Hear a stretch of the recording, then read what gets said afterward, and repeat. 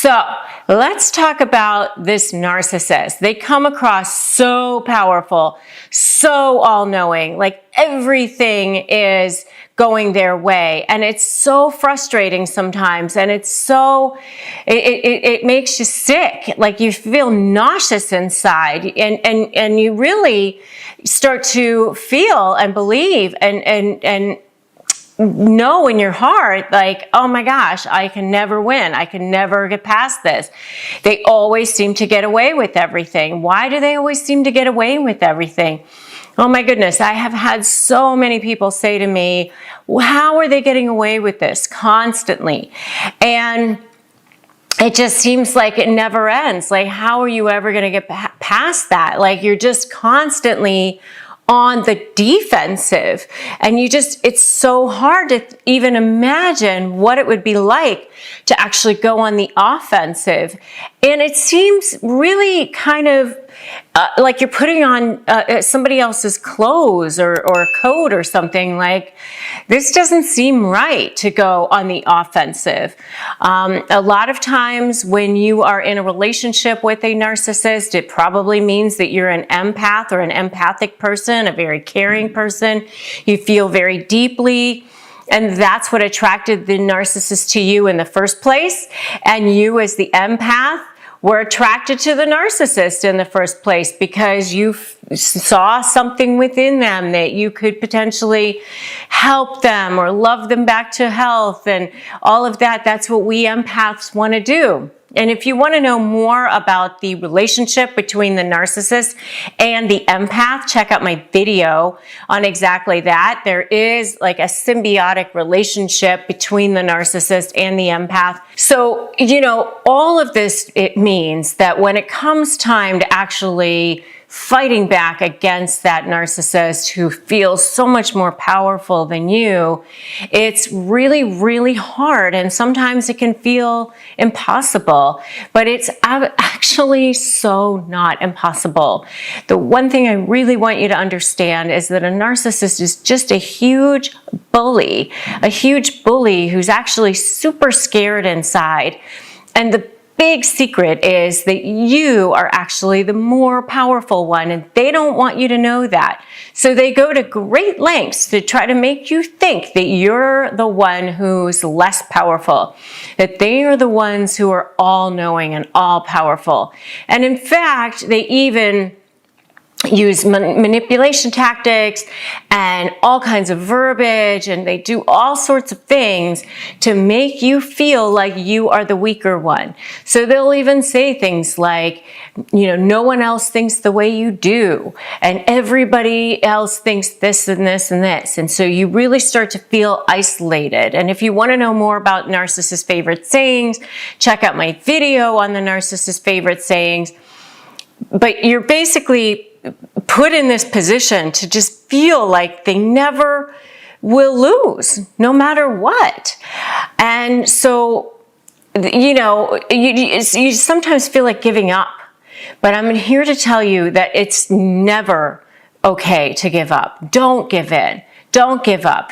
These people are basically terrorists, and if you fight back against them, you will see that they will eventually come unglued, that they will eventually collapse, that they will eventually give in.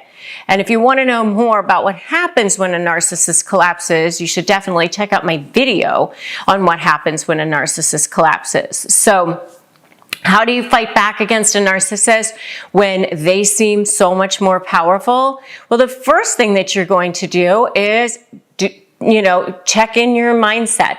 What is your mindset? Is your mindset something that says, I can be powerful against this narcissist? Or is it saying, I'm never going to win against this narcissist? And so if you want to know more about your mindset, check out my video on power thinking when it comes to narcissists. Mainly, what you want to do is just start to believe that you can be powerful against the narcissist. Understand that I've helped millions of people get the results that they want, and I can help you as well. But you can also help you. Just watch these videos or do the things that I'm telling you to do. You can do it. So start to believe it, because you can go, wait a minute, all these other people have done it in the worst of situations. They've turned it around. You can start to turn that ship around. 80% of a negotiation is won before you even walk into a room, and 50% is your mindset. So number one is just believing that you can do it. So number one is your mindset. Number two is keeping your emotions in check. Just really, when you are negotiating with that person who seems so much more powerful, they are going to try to trigger you. They are going to say things that they know will upset you. They know how to push your buttons, especially if it's in a divorce situation or even a business partner situation where you've actually had a chance to really get to know this person. They know what your weak spots are. They know how to get to you. So they know that if they say a certain thing, it's going to trigger you. It's going to take you off of your game. Expect that. And don't allow them to penetrate. Don't allow them to get to you, especially in front of them. I mean, hey, if you need to go cry or scream in the shower afterwards, scream in your pillow, yell to your therapist, whoever you need to, fine. But when you are in that situation with that narcissist, you say things like, I can see that that's how you feel. Like in other words, you leave it all over on their side of the table. It's not coming over here. And, it's almost like there's this glass shield around you, and it's just like the bullets are just pelting off and heading back over their direction. All right. So when it happens, you just, I hear what you're saying. I know that's what you believe, something like that. You constantly are saying things that will actually just allow you to disarm them and also you to not be affected. I also have a video called Phrases to Disarm a Narcissist. You can check that out if you'd like as well. So that's number two. And I really want you to believe that you are powerful. And if you believe that you can be powerful, I want you to put in the comments, I can be powerful. Put that in there right now. I can be powerful. This is the start. Mindset, keeping your emotions in check. The third thing that you can do is actually really do your research. You're going to research your side. You're going to research the other side. You're going to do as much as you can to have everything prepared. Understand exactly and anticipate what it is that they're going to say. And then that way you'll have a response for it. The more that you can prepare, the less concerned you're going to be that they're more powerful. The more that you have your arguments ready to go, the less powerful they will be, especially if you're anticipating what the other person is going to say. And the fourth thing that you can do is use languaging that makes you seem more powerful. In other words, you can say things like, I know that we are both on the same page when it comes to this. But here is one issue that I want to present to you, and I anticipate that this is what your argument is going to be, and here's what my argument is. So you use powerful language, and you can also use powerful body language. So that's going to be number 5. Use powerful body language. Power language is, putting your arm draped over the chair, grabbing your chin, steepling. These are 3 different ways that you look more powerful. So let's talk about how to have a powerful mindset against narcissists, because honestly, when you're negotiating with them, or when you're dealing with them, or managing them, or trying to deal with any kind of difficult personalities, that's like the most difficult thing. I get a lot of correspondence from people, and some of the most satisfying correspondence that I get from people is when people are like, okay, I won my negotiation, I got the results that I wanted, but the most surprising thing that happened to me is that my fear disappeared. But that's actually the most important thing that happens, because you cannot get the results you want, and you cannot manage difficult people or toxic personalities without that. And that's actually the thing that you have to lead with, because they smell blood in the water. And that's why they know that they can kind of target you and know that they can control you, because they look for people who are empaths. They look for people who are kind of the bleeding hearts, who have some sort of, wounds themselves, who have some sort of, really want to help people, who really feel like I can save you, I can help you. And to them, that doesn't mean, oh, I can help you, I can save you, to them, that means, ooh, sap. To them, that means, I can take advantage of you. You think, oh, they're going to appreciate me. They're going to, wow, this person saved me. They're going to love me for it. They're going to see all that I did for them. And that ain't going to happen. It's going to end up being a black hole. You're going to end up feeling used. You're going to end up feeling abused. It's going to end up being this cycle where you're going to give. They're going to take. And it's going to keep going. And here's like the really kind of thing that's also sort of ironic is, like, a lot of times people are like, I'm afraid to become strong against the narcissist because I'm afraid of the backlash. I'm afraid of the things that they're going to do to me. I'm afraid of what's going to happen because they're going to be worse. Well, yeah, they probably will be worse initially, because, you've conditioned them, they've conditioned you, you've kind of conditioned each other in a lot of ways. I mean, a lot of times you have a long history with each other, and you've both kind of created a conditioning of each other. I mean, you've both sort of taught each other what you will tolerate or how the relationship is going to go. And there's been some expectations that have been set on both sides as a result. And so creating a powerful mindset means you're also going to have to create some new boundaries, new goals, new way of thinking for yourself as well. So, all right. So number 5, I'm going to kind of work backwards with your secrets here. 5 secrets to having a powerful mindset against narcissists. So that's kind of like my preface to the whole thing here. But let's work backwards with our secrets. So number 5 is start expecting them to behave like narcissists.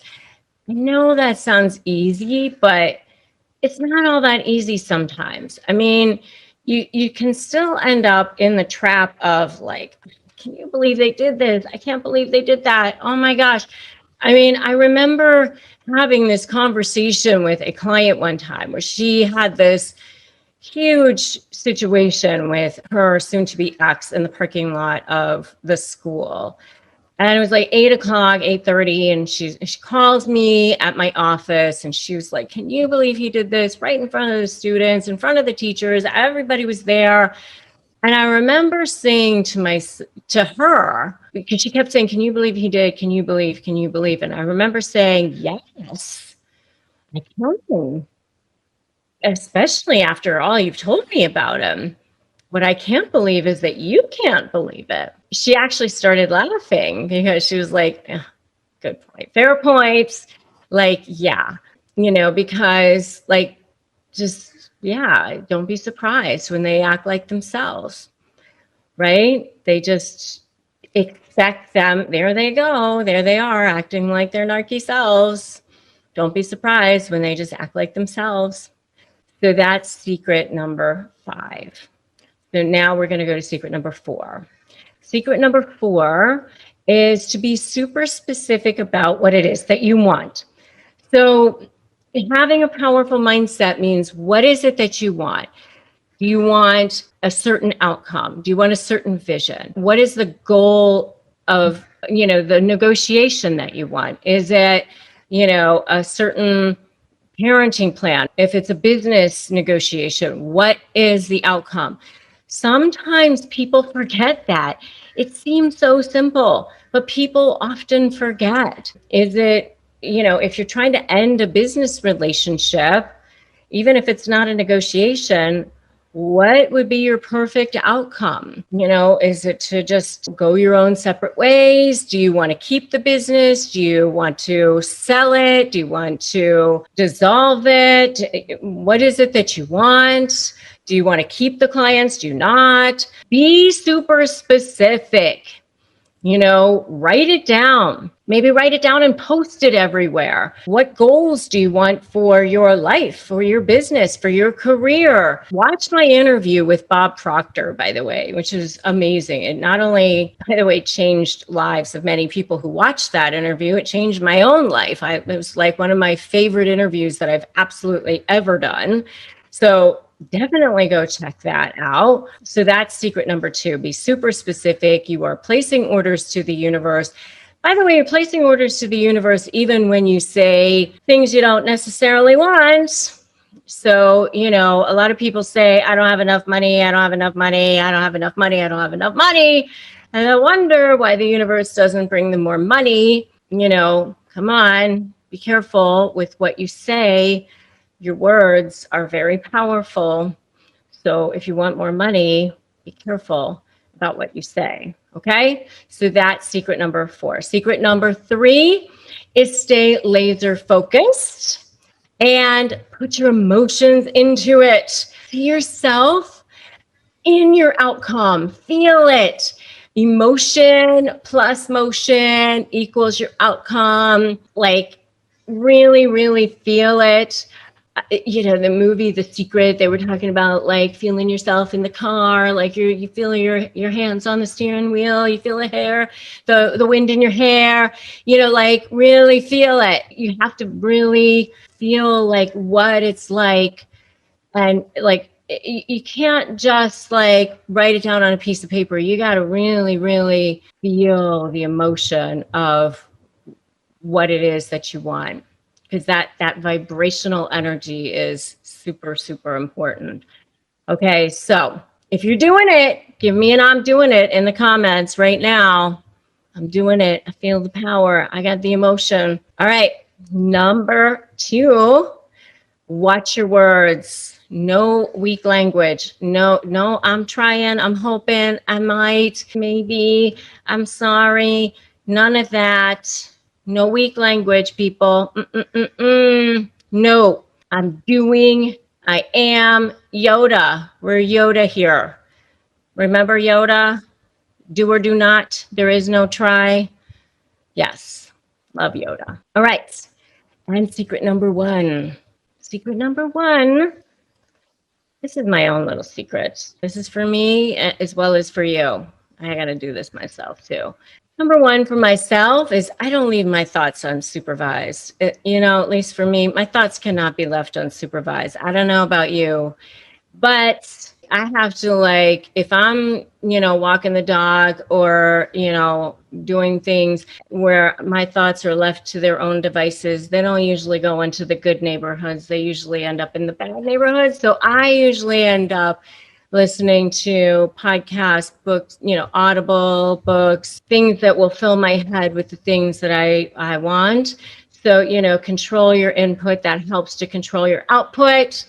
So that's what I do. Don't leave your thoughts unsupervised. That is secret number 1 to having a super powerful mindset. I want you to find your place, find your home here. One of the things that narcissists do is isolate you. And I don't want you to feel isolated anymore. I want you to feel like you have a place. Here's one of the ways that I want you to start knowing how you can slay that bully. And that is understanding the power of knowledge, understanding the power of step 1. Don't run. Step 2 is making that U-turn. And step 3 is breaking free. Step 1 is knowledge, boundaries, seeing them for who they are. And this is all part of that slay methodology, strategy, leverage, anticipate, and focus on you. But don't run. You're course correcting. You're turning things around. You are stopping this conditioning and understanding that They started right from the beginning, conditioning you, mirroring you, charming you, being exactly what they knew you wanted them to be. And they're really, really good at that. This is a survival skill for them. So they started at the beginning becoming exactly what you wanted them to be. They read that in you, understanding that you can't take that personally. You can't feel guilty about that. You can't feel shame about that. They're very, very good at reading people. I felt a lot of blame and shame about that initially. I was supposed to be strong. I was supposed to be powerful. I was supposed to be this badass attorney. Even when I started on YouTube, tell my story. Even at the beginning when I saw, oh my gosh, the first videos that were going viral, I thought, oh my gosh, it's how to negotiate with a narcissist. I thought, I don't know if I really want to be the narcissism queen. And I thought, okay, I'll do a few more of these. But then I thought, I don't really want to tell my own story of how I'd had a narcissistic business partner long after I'd already built this massive, huge practice as a divorce attorney where I was representing big, powerful people, right? But I didn't want to tell my story about that because I felt shameful about that. I thought, how did this happen to me? But it's because they're very good at reading people. They're very good at knowing how to find that crack, find that crevice, and getting in there. And remember, they don't attach themselves to you because you have so little value. They attach themselves to you because you have so much. But once you see those signs and once you know those signs, then it'll never happen to you again. And the truth of the matter is, once you have authentic power, once you know who you are, then they can never touch you again. There's a line in The Wizard of Oz where Glinda the Good Witch is talking to Dorothy, and the Wicked Witch of the West comes in and tries to be around Glinda and Dorothy. And Glinda says, go away, you have no power here. And there's so much in that because basically what she's saying is, you have no power around people who know who they are. You have no power around authentic goodness. That's how it is with narcissists as well. When you know who you are, when you are authentically in your own being, they don't have true power. And really, it is the power of the universe. It's the power of true love. It's the power of true heart. And when you're deep down inside using the power of your soul and you are authentically in your own zone, they don't have power. They're definitely much more afraid of you than you are of them. So step one is don't run, creating boundaries, seeing them for who they are, starting to look at it as if you're a third party, starting to observe, almost like you're observing a child having a tantrum on the floor, and starting to demand that you be spoken to with respect. You can always say that. You can always start using phrases that are ones that are saying, hey, this approach is not working for me. I deserve to be spoken to with a level of respect. You don't have to engage. You don't have to say anything at all. The point is, don't allow yourself to be triggered. Don't allow yourself to be baited. Pretend like you're reporting the news. Never explain, justify, or overshare. That is step one, don't run. Step two, make a U-turn. This is where you are starting to turn things around. You're starting to move forward. You start presenting agreements. You start using your leverage.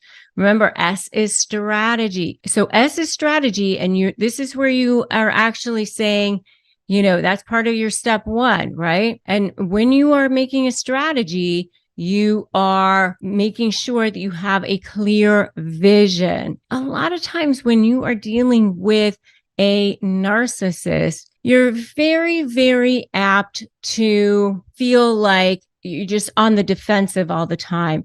And when you're on the defensive all the time, you just feel like all you want to do is say, here's what I want. I want them to stop lying. All I want is a good lawyer. I just want everybody to see them for who they are. Those are not a clear vision for what you want. So a clear vision for what you want is, I want a settlement of 50% of the assets, and I want it to be done within 6 months, and I want freedom from this situation, and I want to be able to live in a home that looks like this. What is it that you want? Remember that football teams don't win on a good defense. The offense is what scores the points. So, you want to be the one creating that vision. And that's how you can now start to create action steps and have a system for creating an action step. But you have to have a vision first. L is leverage. And that's where you get into your step 2 and making that U-turn.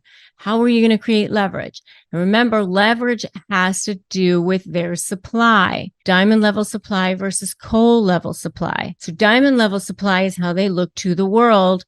And then coal level supply is manipulating you, making you squirm, making you feel bad. And they will keep coming back to you and getting that coal level supply as long as they're getting it. As long as they're getting it from you, they will keep coming back, because it's a source. The key is to figure out a form of supply that's more important for them to keep than the supply that they get from manipulating you and jerking you around, which is that coal level supply, and then threaten that source of supply. That's your strategy. But you can't actually take that form of supply away, because if you do, then your leverage is gone. It's ethically manipulating the manipulator. And that is the only thing that you can do. Understanding that how narcissists think has to do with the formation of their brain as children. It's a physiological issue that during childhood, they experienced trauma. When we are in a situation as human beings where we are presented with feelings that we need to feel like we are in survival mode, our bodies feel like we need to either fight, flight, or freeze. When that happens, our brains produce chemicals. It's cortisol, it's epinephrine, or adrenaline. If that happens on a regular basis, then it causes arrested development in children in the limbic system part of their brain. That is then what is referred to as narcissistic injury. When that narcissistic injury is triggered, it can cause narcissistic rage. It can cause a number of issues. Then they're thinking from that part of their brain. When that happens, they don't even necessarily know what they've done. They don't remember. Sometimes they do things that are not rational. You're interacting with that part of their brain at that point. It's black and white. What triggers them? It could be any number of things. It could be that they feel slighted. It could be an eye roll. It could be potentially feeling like they're going to be exposed, but it could be anything. It could be nothing. It could be something that you have no idea what it could be. Once you're against them, you become public enemy number 1, and they have to take you down before you can take them down. The thing about that is that they will take themselves down to take you down. The myth is that they just want to win. The problem with that is that line of thinking is that it completely discounts and forgets about that coal level supply. It only takes into account diamond level supply. People think, well, what is it that they want? I'll just give it to them and then I'll be done. What you end up doing is you end up giving away your leverage. You end up basically negotiating against yourself right from the beginning. And by the way, they don't even appreciate it. They just feel entitled to whatever it is that you gave them at the beginning. Now you've given away your leverage and you're still nowhere. You're actually behind. You have to think offensively and strategically from the beginning, especially if you're dealing with a real narcissist. That's L. A is anticipating. And that is, part of what we've already been talking about, but also anticipating that they're going to try to trigger you. They're going to try to bait you. They're going to be emotional. They're going to be like this. So having all kinds of strategies, ways to deal with them, ways to interact with them, ways to handle them. Always wear that white hat, never the black hat. because they will do things. And every single time you want to be prepared, instead of expecting them to act like rational, reasonable people and overlaying that, why aren't they acting like this? You have to say, every time they act the way they do, you just document it, write it down, and you go, thank you very much. I have something else that I can now use. And looking at it like that, understanding how you're going to use that to present. In my book, I give you lots and lots of go-to ways that you can start using all of these pieces of the puzzle. And tons of like, okay, here's a grab and go. Here's a grab and go. Here's a grab and go. Because I want you to have all the tools in your toolbox. Lots of arrows in your quiver. That's why make sure you come to the launch event on September 30th, which is going to be amazing. Like, this is going to be huge. I have so many incredible gifts for people who show up live. So make sure you come to slaythebullylaunch.com. For people who invite people to the event, we've got tons and tons of gifts for people who invite people. Like, if you invite 5 people, you get 2 free chapters to my book. If you invite 10 people, you get, I think, a signed copy of my book, and you get some digital wallpaper for your phone. And if you invite 25 people, you get something else. So make sure you come, you go to slaythebullylaunch.com, sign up. Next is the why. This is the you being powerful, you being the best version of yourself, you being your mindset, you being on the offensive. 100% of any win is won before of any negotiation is won before you even walk into a room. You have to be powerful. And by the way, you and you alone define your value. One of my most favorite stories is how I learned this myself. You know, I had been practicing as an attorney for about 8 years. I went and worked for Morgan Stanley as a financial advisor for a couple of years. And then I went back to law to start my law practice. I remember saying to my business coach at the time that I was so worried that people were going to think that I was a flake. And she said, you can tell people that you're a flake. And she said, you know, people will think what you tell them to think. She said, you can tell people that you're a flake, or you can tell people that you are the only attorney in town that has a financial background. Which story would you like to tell? And I said, oh, maybe I'll tell that story. And I told that story. And, you know, that was the what I decided would be how I would present myself. You know, people will think what you tell them to think. How do you show up? What is your aura? You and you alone define your value. And so within 2 years of having that conversation with my business coach, I had one of the biggest, most powerful practices in Florida. And I was representing billionaires and celebrities and all sorts of things. And I was on extra being a commentator for celebrity divorces and all sorts of things. All sorts of things happened to me, but it wouldn't have happened if I had shown up and it was like apologetic and, oh, I'm a flake and all of that. You know, it doesn't happen in reverse.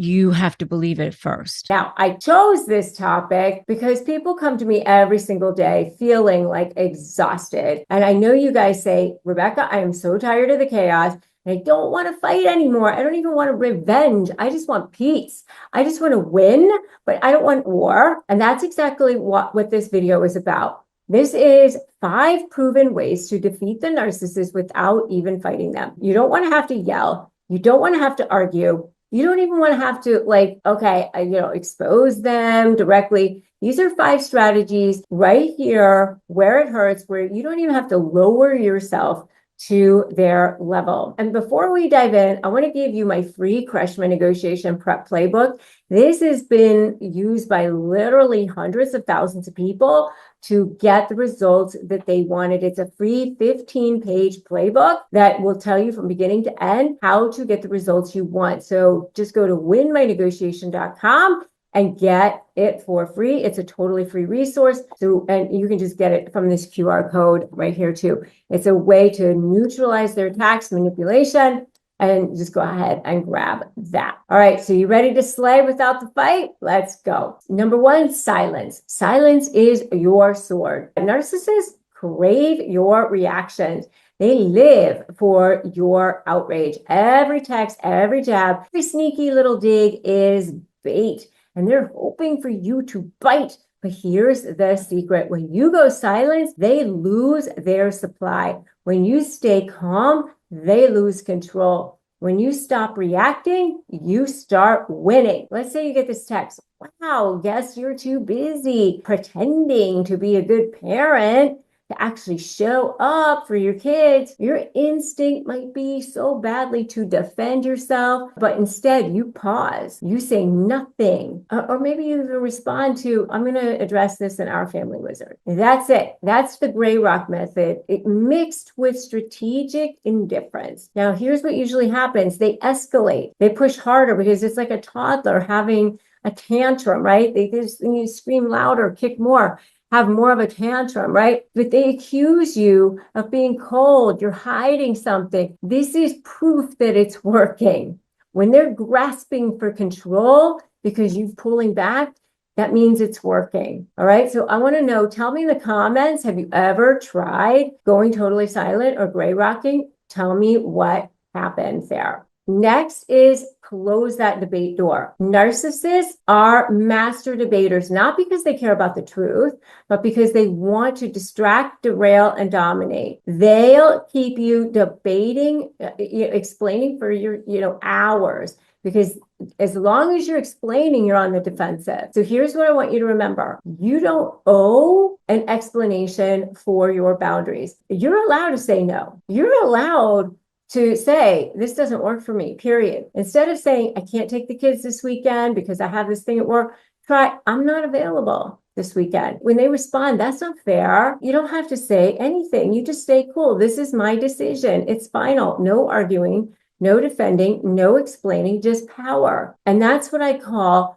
confident closure. You're shutting the door before the conversation turns into a circus. All right? Confident closure. Narcissists have a confession to make, and that is that they are way more afraid of you than you are of them, especially in court cases, mediation cases, or any kind of cases where you have to negotiate with them. But you know what? I have a confession to make too. I'm sick and tired of these people bullying you and making you feel exhausted and paying way too much in attorney's fees and dragging you through the mud. My name is Rebecca Zung, and I'm an attorney. I've been recognized by U.S. News as one of the best lawyers in America. And in fact, I was so sick and tired of these people bullying you that I started studying narcissism so that I could beat them in the courtroom. And now I'm here to make the case so that you can win too. I developed a 4-part proven blueprint that has helped tens of thousands of people take back their freedom, win, and get back their power. And now I'm sharing it with you in a special live event, Outsmart the Narcissist, the 4-part proven plan to take back your power. 4 simple steps, 1 free live event, 1 free hour of your life.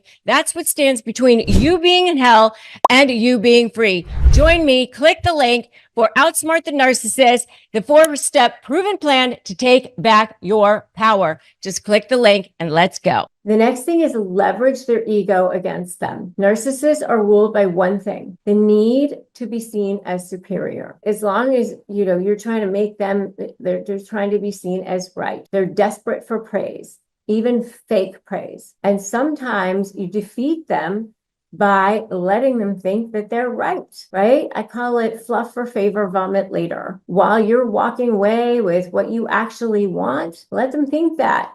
This is not manipulation. It's strategy. Let them think that they're right. It's fine. You know what? You can do your best Meryl Streep or whatever and go, oh my God, I can't believe you got that. Okay, fine. You got what you wanted. They got what they wanted. Everybody's happy. You just let them think that they're winning. You're walking away.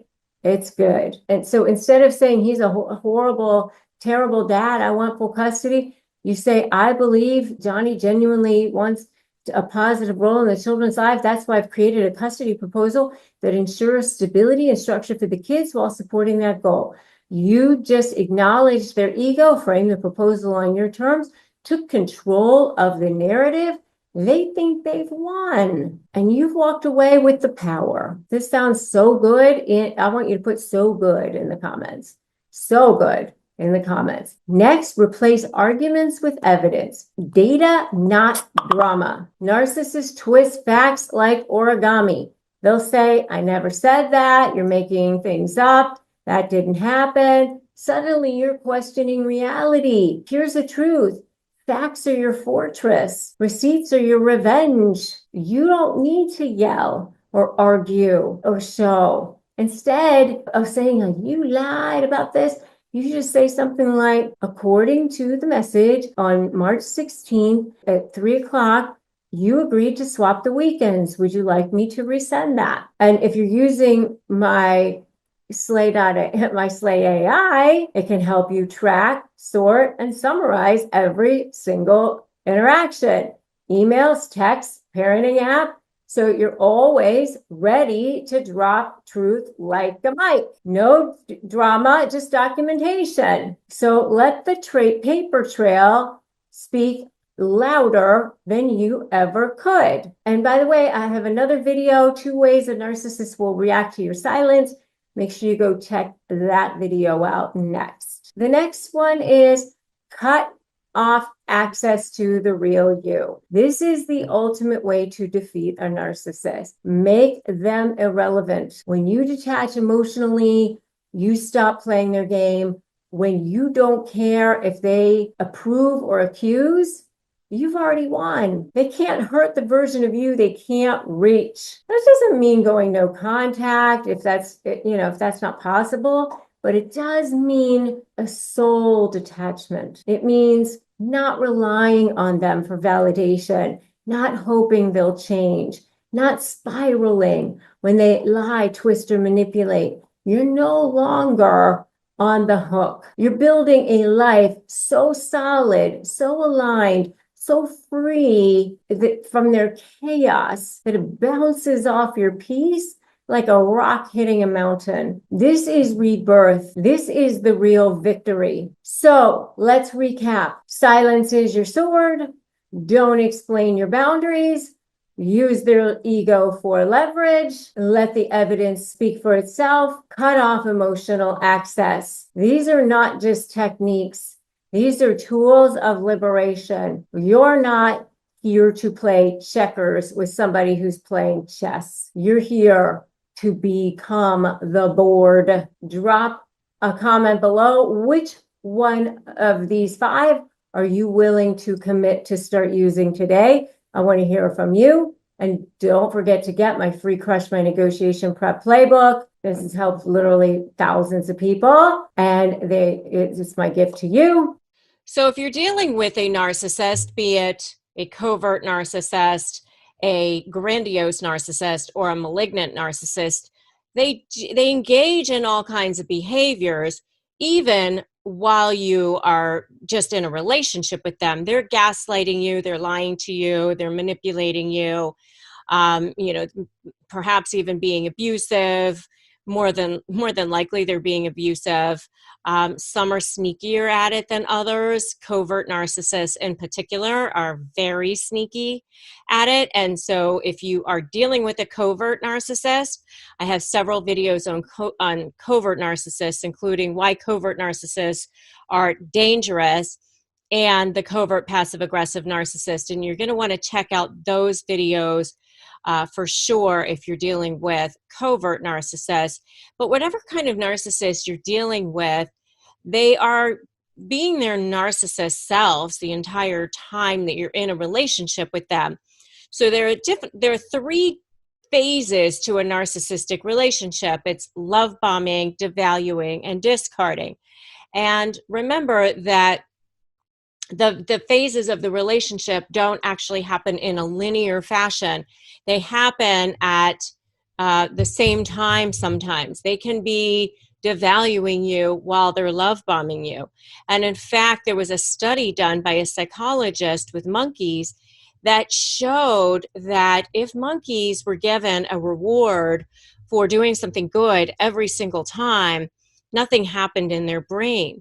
But if they were only given a reward intermittently, variably, where the monkeys couldn't predict when they were going to get this reward, the dopamine levels in their brain actually rose to the level of someone on cocaine. And that's what happens with a relationship with narcissists. They go back and forth. The narcissists go back and forth between love bombing and devaluing, and love bombing and devaluing. And so you are left with almost being addicted to, in a physiological way, to wanting their praise, to wanting that love bomb, because they start out so charming and they really try to set themselves up to be the perfect person for you and hold out all these things that they're going to do for you, or even do things for you right at that time. I mean, if you ever watched the Dirty John miniseries, you recall that guy was just setting himself to be up to be perfect for this successful single businesswoman. He was getting her dry cleaning and making smoothies for her in the morning and all these things, at the same time that he was isolating her from her family and turning people against her. So they go through these phases of the relationship. So what happens when you are doing battle with a narcissist is they just become that same person, but on steroids. So it's so much worse. They turn up the heat because, unfortunately, for narcissists, you're either for them or you're against them. They need an endless amount of supply. And if you are cutting off that supply to them, then they just see you as the enemy. And for those of you who watch my videos on a regular basis, you know that I've had to work 2 covert narcissists out of my life, and it was not an easy thing. It wasn't husbands, but it was people that were close to me and close enough to do serious damage and cause lots and lots of trauma. And, I'm telling you that if it can happen to me, it can happen to anyone. Narcissists have a symbiotic relationship with empaths. And, narcissists see that empaths have the qualities that they want. And empaths, we just think that we can love everybody back to health and, that we have enough love to give. And it just ends up being this black hole. And so they literally, they're often called energy vampires or leeches or parasites or whatever, but they literally suck the life out of you. And it's almost like death by 1,000 cuts. And so when you go to do battle with a narcissist, they're literally turning up the heat because now you're the enemy. Now you no longer have any value for them.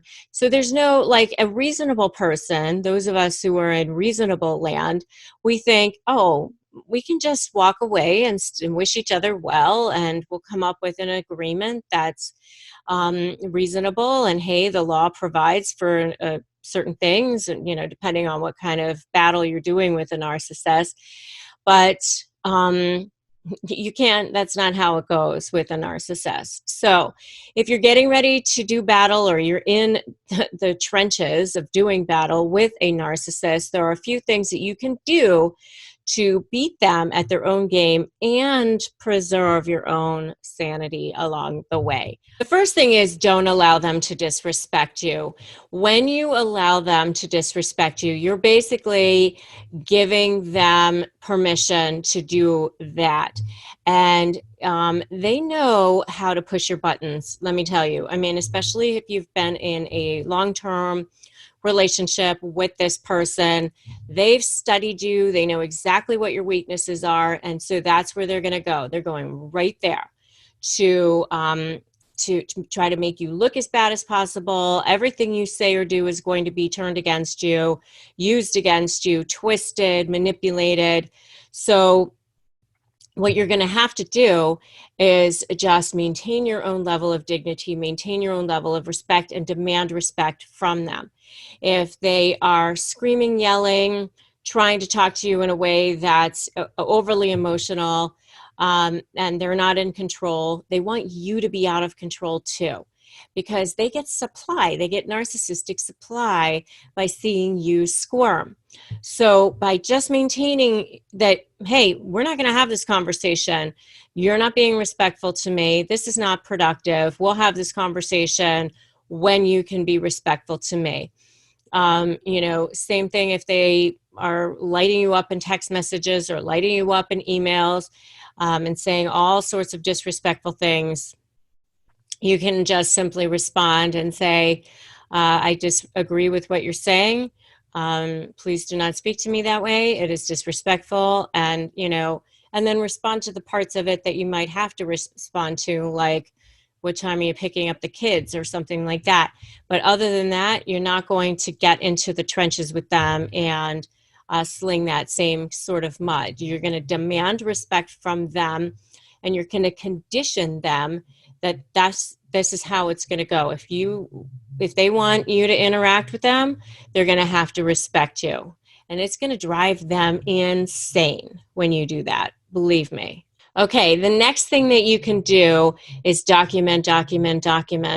And we cannot say this enough. Those of us who are in this field and professionals in this area, you just never know what's going to end up being your leverage. And when you're dealing with narcissists, you have to have a super strong strategy, and you have to be able to create leverage.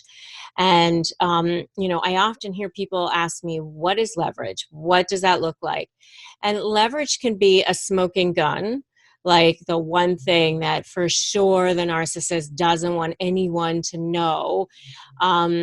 Or it could be something like that the narcissist is more motivated to resolve your differences than you are. Or it can be an accumulation of things. It can be 15 different text messages that show that they're a liar, and you create an exhibit that shows that. It could be that they didn't show up for picking up the kids on time 20 times in a row, or they changed the schedule every single time that they were supposed to take the kids or whatever. But, it could be any accumulation of those things. And so it's really, really important to do that documentation, even if it seems mundane. Just keep the app open on your phone, the Notes app, or there's apps where you can actually pay, to have a documentation feature or whatever. But basically, you just don't really know what's going to be the pattern that you're going to be able to bring out, or what's going to be that leverage. And, for sure, the leverage is always going to be around what is their biggest motivation, which is, the one thing they don't want to come out. It's going to be around their ego, because the thing about narcissists is, they're just always in this mode of self-preservation. They're actually very easy to figure out. And narcissists are the most afraid, most scared little personalities on the planet. They have fragile egos because they have no sense of inner value. All of their value comes from the external. So when you are looking at your documentation and figuring out what your leverage is, you're going to want to think about what is their biggest motivation. What is it that they really don't want brought out? And what is it that's going to make them look bad? Because narcissists do not want to look bad, especially in front of people that they really respect. So if somebody is involved that they really respect, such as a mediator or other lawyers or the judge, especially the judge, they're not going to want to look bad. So document everything, okay? You never know when you're going to need it. If this is all sounding really good to you so far, and you are so ready to start doing the things that I'm telling you to do, give me an amen in the comments. Okay, the third thing that you can do is figure out what kind of narcissist you're dealing with and understand what behaviors each one engages in. So some of it is similar. All narcissists engage in certain types of behaviors like gaslighting and manipulation, but they do it in subtly different ways depending on the type of narcissist that you're dealing with, whether it's covert, malignant, or grandiose. And you will want to brush up on the different types of narcissists so that you can figure out what kind you're dealing with and then find out what behaviors they engage in. And once you do that, then you will expect it. You're going to go, oh, there's that person being that covert narky self. That's what they do. And you won't take it as personally because you'll just understand that that's the way they act. Okay, so the third thing you can do is figure out what kind of narcissist you're dealing with, brush up on the types of behaviors associated with each narcissist, and then expect them to act like themselves. They don't change. Narcissists do not change. They can pretend like they know, they're very good at pretending. They do know what good behavior looks like. That's how they were able to rope you in the first place, and that's how they parade around the world and get people to think that they're so great. Especially covert narcissists are really, really good at that. But you're going to want to figure out what kind you're dealing with and then not be surprised when they just act like themselves. Okay, the fourth thing is when you are getting ready to ask for something from the narcissist, you're going to want to ask for way more than what you actually want. The narcissist is going to want to feel like they beat you, like they got to you, because they get supply from that. Their egos won't allow you to win, at least on paper. So if you are ready to just give them a certain amount, give away a certain amount that you control, that you decide ahead of time, I'm going to be willing to take this much, or I'll be willing to give up this thing. But act like it's like the one thing you definitely don't want to give up. Because if there's something that's super important to you, then that's the one thing that they're going to want to make sure that you don't get. So you're kind of playing a game here, and I call it ethically manipulating the manipulator. But basically, you're going to want to give them certain things that you kind of decide ahead of time that you were willing to give, and then work back to what you actually want. And then when you get there, you have to act like, oh my God, I can't believe I had to give up so much, and this is just awful, and oh, you really took advantage of me and whatever. But you can just go home and smile and pour your champagne or whatever and do it in the privacy of your own home after you've won the things that you wanted. And number 5, the last one is, I take it from like this old commercial, never let them see you sweat, but really you never want to let them see you sweat, cry, get emotional, lose control. Then they get supply from that. If you need to, cry in the bathroom and then come back out, splash water on your face. If you wear makeup and you're a female, whatever, put makeup back on. If you're a guy, just splash water in your face, comb your hair, whatever you need to do to just maintain control and never let them see that they are getting under your skin. Because as soon as they see that, then they know they have you. If you know you're going to have to interact with them, and let's say it's a school meeting or it's a mediation or something like that, don't get there too early, get there on time. Don't give them opportunities to grab you and try to manipulate you, because that's when they'll start to get under your skin again. Remember what I said at the beginning, these narcissists, they know how to push your buttons. So never let them see you sweat. All right? So, hello, warriors of self-worth. Today's your day. Today's your day to have that compass in navigating the high conflict terrains. So we're going to delve deep in unearthing 5 potent responses to ensure that you're not just heard, but respected when standing up to narcissists. So let's arm ourselves with some strategy and understanding. So number 1, know your worth. So at the heart of our tactics, narcissists aim to chip away at your self-esteem. with sly remarks or backhanded compliments. So like a let's say your coworker. Oh, it's impressive how you manage even with your limited experience, right? Oh, you have limited experience. Like, oh, look at you. So rather than questioning your abilities, recognize your achievements and respond confidently. Every experience, long or short, has unique lessons. I stand by mine. Like that. See how it is? Like that. All right? Got it? You like it? If you like it, give me an I like it in the comments right now. All right. Number 2, respond, don't react. See, narcissists, they feed off of emotional outbursts. It grants them like this twisted sense of control. As soon as you go, like that, they're like, I did it. I got you. It makes them feel like now we're in it. Now we're doing something. All right. So, they got you all provoked, you overreact. And then they're like, oh, look at you. You're the emotional one. See? So instead of boiling over, inhale deeply and calmly and say, I value rational discussion. Let's communicate constructively. Like that.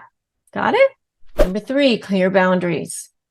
See, they often overstep. They mask their intrusions as helpful advice. Or let's just be frank. I'm just trying to help you. Like that. No, when a friend is offering unsolicited advice, can I give you some unsolicited advice on your personal choices? You just set the boundary and you say, I value our friendship, but I need you to trust my decisions. See, there you go. No more boundary. That's what a boundary looks like. Just imagine that boundary going around you like that. Power and control. Instant respect. Ready for some more? You're going to want to make sure you save this video. You're going to want to make sure you like it. You're going to want to make sure you share it. All right? So get ready. Number 4 is you're going to remember to avoid jade. Even though jade is great. I've got jade on. Jade is great. But in this context, you're going to want to make sure you avoid jade. Jade. Jade. Justify, argue, defend, explain. Justify, argue, defend, explain. Perpetually on the defensive gives them the reins.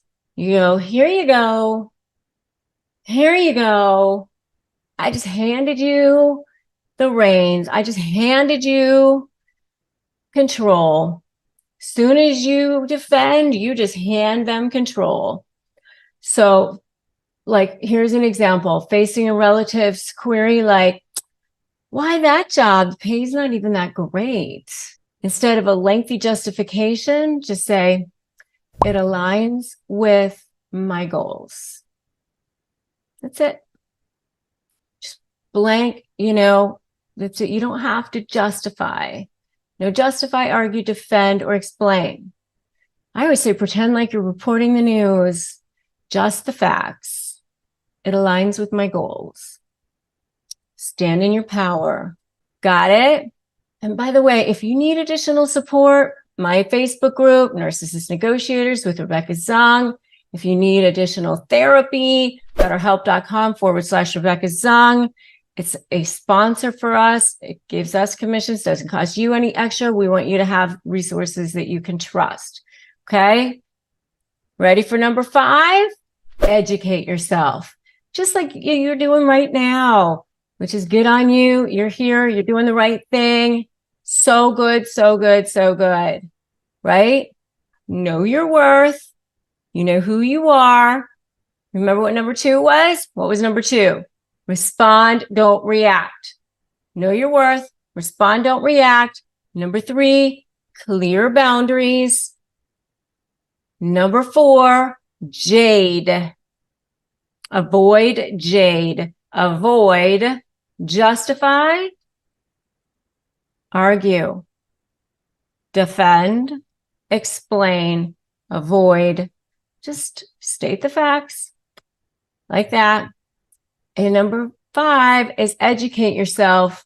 Understanding their maneuvers allows you to counteract effectively. So, for example, when they're gaslighting you, you're imagining things like, I never said that. I don't remember that conversation. So with knowledge and strategies, you can just remember, like, I know I never had that conversation. Or you can start journaling.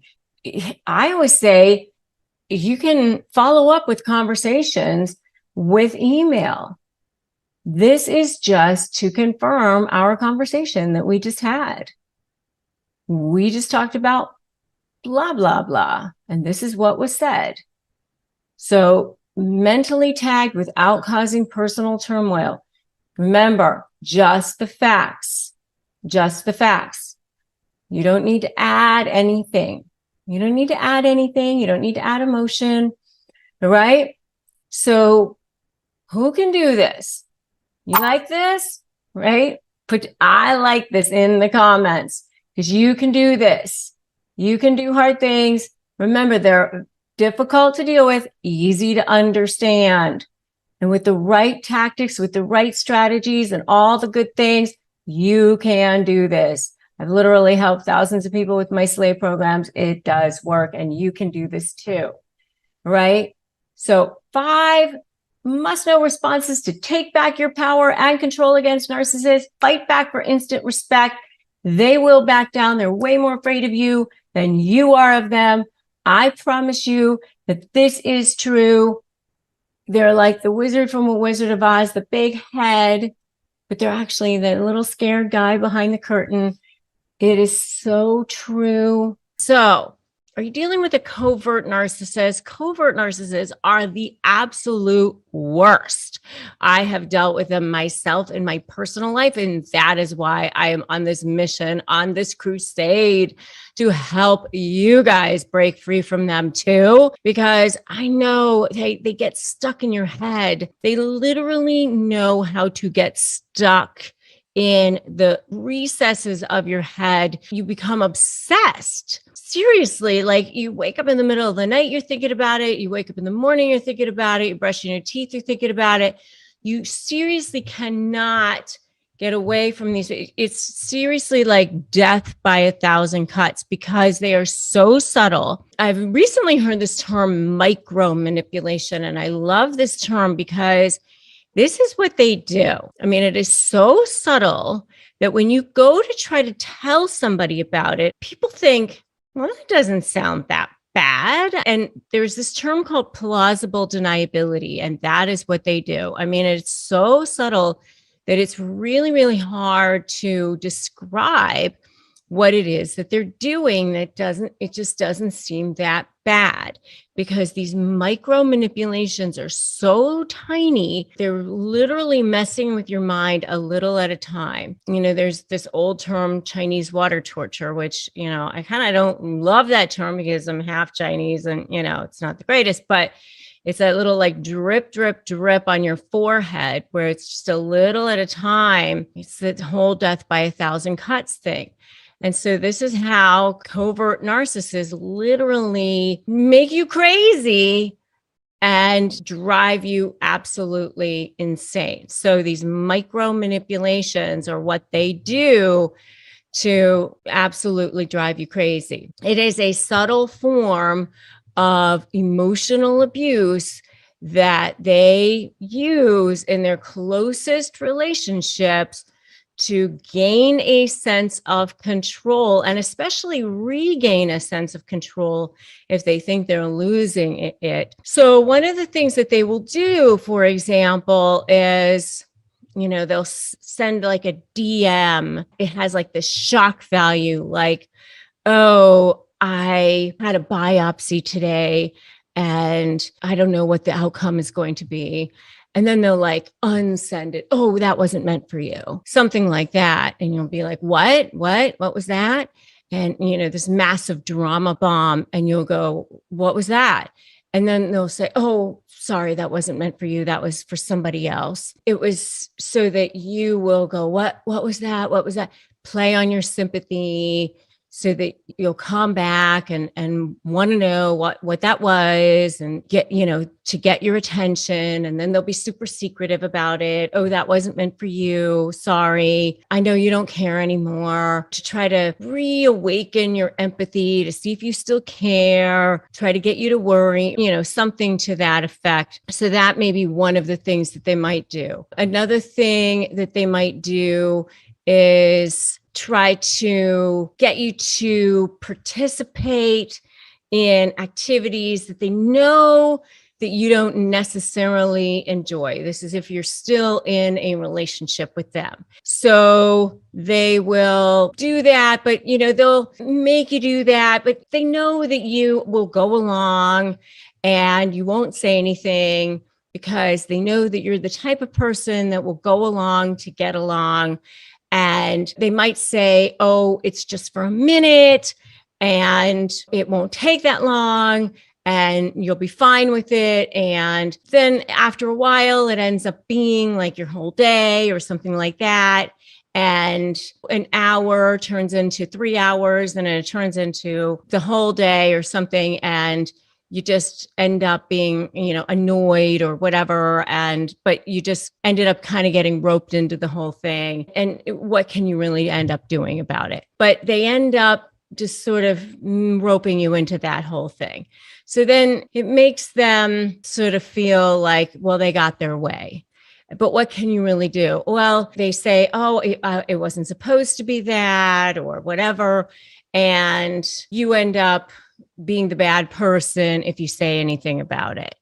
So that's another example. Another example would be where they say something to you or do something for you that is supposed to be nice for you that ends up not being so nice. One of the things that somebody close to me, for example, was a family member that my husband and I had in our family, and they would do something nice for you.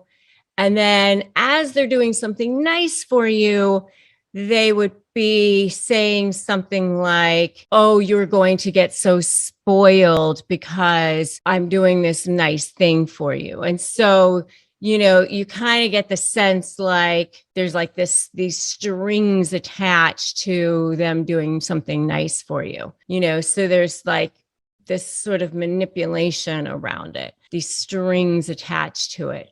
Or they might give like a backhanded compliment, like you're losing so much weight. I mean, you have a ways to go, but you really look so much better than you used to, something like that. Another thing that they might do is sort of badmouth people around you. Like your friends are so great, but don't really love this person. Why do you hang around people that are so not worthy of you? Something like that. You really could hang around better people. Make it seem like your friends aren't the greatest or something like that. And it's talking negatively about people in your life all the time and trying to just isolate you from your friends, that sort of thing. Another thing that they will do is kind of subtly never accept your opinions on something. They'll always sort of put you down. Well, that sounds like a good idea, but why would we do that? Or how about if we do it this way instead?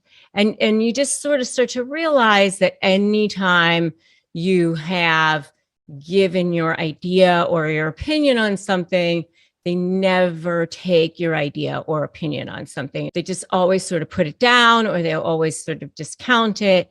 And you're always realizing that they always go with their idea or their opinion. And it's just always these little kinds of things. It's a micro manipulation, just these little tiny things. They're just tiny things. Like if you cleaned a room, for example, they say, yeah, you did a good job with it. But as they're kind of going behind you and continuing to fix it up or to continuing to clean it, to let you know you didn't really quite do a great job, that sort of thing. So those are the kinds of things that you see. I mean, if you want to know more about covert narcissism in relationships, I have a whole video on that. After a while, it just erodes away at your self-esteem, at who you are, and you just lose the sense of yourself. I still have fear at times, and it's really, really hard. And so I want to talk today about how you turn your fear into power. How do you have that unshakable confidence? I know a lot of people feel like, oh my God, you must be confident all the time. I've done lots and lots of trials. I teach people how to negotiate with narcissists, right? Does that mean I'm never afraid? No, I still get triggered. I still have those times when I'm walking into meetings or I'm walking into situations and I go, oh my God, how do I handle this situation? Right? I still have those times where feeling intimidated. How do you handle that? Well, first of all, I want you to know that by the end of this, you will have tools. And if you are new here, you haven't subscribed to this channel, I invite you to do so, because every single day I'm helping you have tools, have resources so that you can feel like you have a voice. And I know sometimes you feel like you don't. Sometimes you feel so afraid. And especially when you're dealing with toxic people, they can trigger you. They go right for that jugular. They go right for your Achilles heel.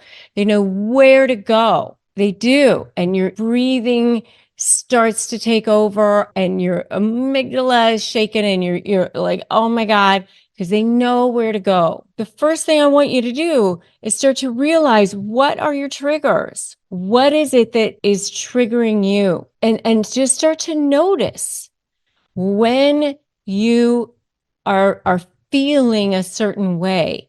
I think if you can start to stop and see what it is that triggers you, and I say stop, swap, and soar. Okay. Because that first stop where you can go, let me pause, let me not react and not act impulsively, and just be in a breathing state for a moment, just even a moment, and notice that you are being triggered. It really helps in realizing that a lot of times it's just a thought. Your thoughts are just energy. They're just beams of neurons that are going on in your brain. They're not necessarily real.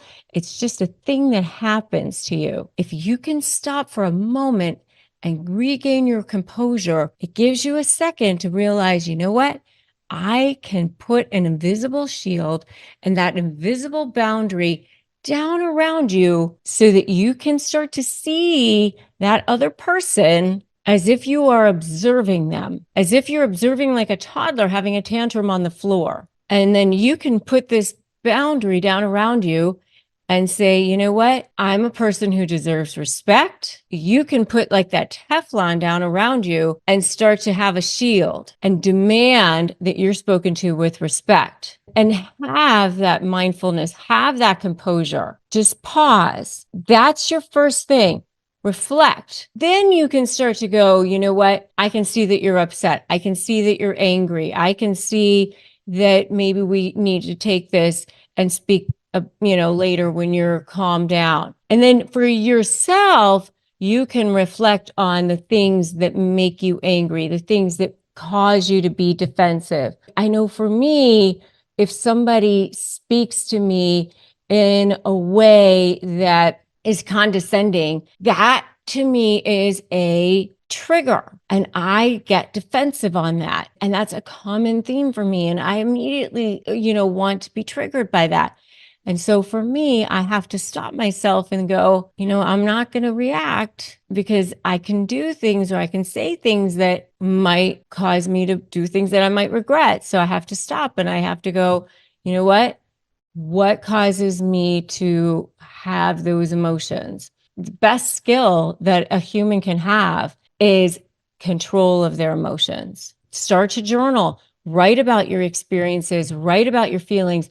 over time, if you can reveal your patterns, you can reveal your triggers, it'll really help you, because then you can start to notice them. What are the physical sensations that you have when you start to feel triggered? What are the physical signs that are your emotions? Do you get a racing heart? Do you have tightening in your chest? Do you have a knot in your stomach? And then start to engage in that and be more attuned to your bodily responses. And then when you start to feel those signals coming on, you can go, you know what? I'm going to take myself out of this right now.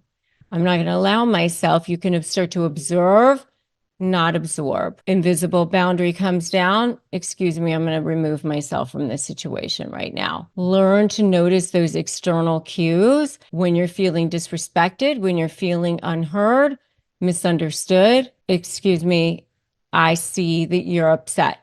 You can take that pause. You can identify those emotions. You can acknowledge your feelings. You can take that moment to use that rational thought. I say, take a pause, right? Pause and breathe, acknowledge your thoughts, use rational thought, shift your focus, and then excuse yourself if needed. Pause. Then you can take the time to reflect. So that's stopping. The next thing is to swap. The swapping is to now you can shift into being more powerful, turning your fear into power. What can you do instead? You can make a plan. You can say, next time we talk, we're going to have an agenda. We're going to have a scope. We're going to have a time limit. I call it making a plan, Stan. When you go to talk to them, you're going to have an agenda. You're going to have a time limit. You're going to say, we have to stick to this time limit. We're going to have to stick to this agenda. And that's it. You want to go beyond this scope? Sorry, buddy. We're not talking about that today. When it hits the time limit, I would love to talk to you more, but sorry, gotta go. Make sure they know about the scope in advance. Make sure they know about the time limit in advance. And then the next thing is never jade. Even though I love jade, love it, but I don't love never jade. Never justify, argue, defend, or explain, right? Never justify, argue, defend, or explain. When you're having a conversation with them, instead of using anger, use curiosity. Tell me more about that. Why would you say that? That's interesting. Instead of anger, use curiosity. So that's how you respond. Observational phrases like you're reporting the news. You're never justifying, you're never arguing, you're never explaining. You are just reporting the news, just the facts. If this is helpful so far, I want to hear a yes. I want to see yes in the comments below. Helpful? What has helped you so much so far? Give me some feedback in the comments below on this video, and I want to get some conversation going. What has given you the most fear? What gives you the most fear when you go to have conversations with difficult people, or people who are toxic, people who are intimidating you? I want to know. When you comment on this video, it actually helps other people too. When we share, when we're vulnerable, when we talk about this, it actually develops a community here, and we actually help each other. We empower each other. We inspire each other. We lift each other up. Comment below what has helped you, or what phrases have helped you so far that I've given you. All right. Another one is a non-confrontational phrase, like just, that's an interesting perspective, something like that. Or thank you, I'll consider it. I agree that that's your perspective. Interesting feedback. Just say anything like that. Non-confrontational phrases. The next thing is the what's so principle. You know what that is? You keep your focus on what is so instead of the what if. What's so instead of what if. The facts. Keep yourself focused on what is actually happening. A lot of times The what so principle is so much better. How good have you been? How amazing you've been, what you've accomplished, the things that are going on in your case. Rely on factual reasoning, or the things that are really going on in your world. And if you're going to go off in the what if, by the way, how about what ifing yourself into great things? Because you're going to what if yourself into an amazing future, because your thoughts create your reality. Or take a time out. The other thing I do with fear, by the way, is I like to have a conversation with fear. I get to say, hey, fear, we're going on a ride. We're going to do this thing and it's going to be kind of scary. I get that you're going to come along, but you got to sit in the back seat and you got to keep your mouth shut. And you definitely do not get to touch the radio, and you definitely do not get to touch the steering wheel. It's another great way to turn your fear into power and unshakable confidence in any conversation. The last way is to soar. Now you're ready to soar. Now you're ready to rise above any conversation. You get to stop. You get to assess and swap that conflict for cooperation. You are positioned to soar and become your authentic self and stand in your true power. Now you're ready. You overcome those self-limiting beliefs by starting to identify yourself as someone who is powerful. Set a new floor for yourself. Instead of saying, I'm shy, say, I'm a person who's powerful. I'm a person who is assertive. Use I statements. I respectfully disagree. Visualize your success. Visualize yourself doing powerful things. And whatever you visualize yourself doing, visualize it the next level up. Your reticular activating system is looking for evidence in reality for whatever it is that you think you are. So look for evidence in reality of good things. Journal your future self. Journal who you are in the future. Write a letter to yourself 6 months from now of all the things that you've accomplished. It's a powerful exercise. Stand in 6 months from now and go, wow, I've done all these amazing things. It's a fantastic exercise.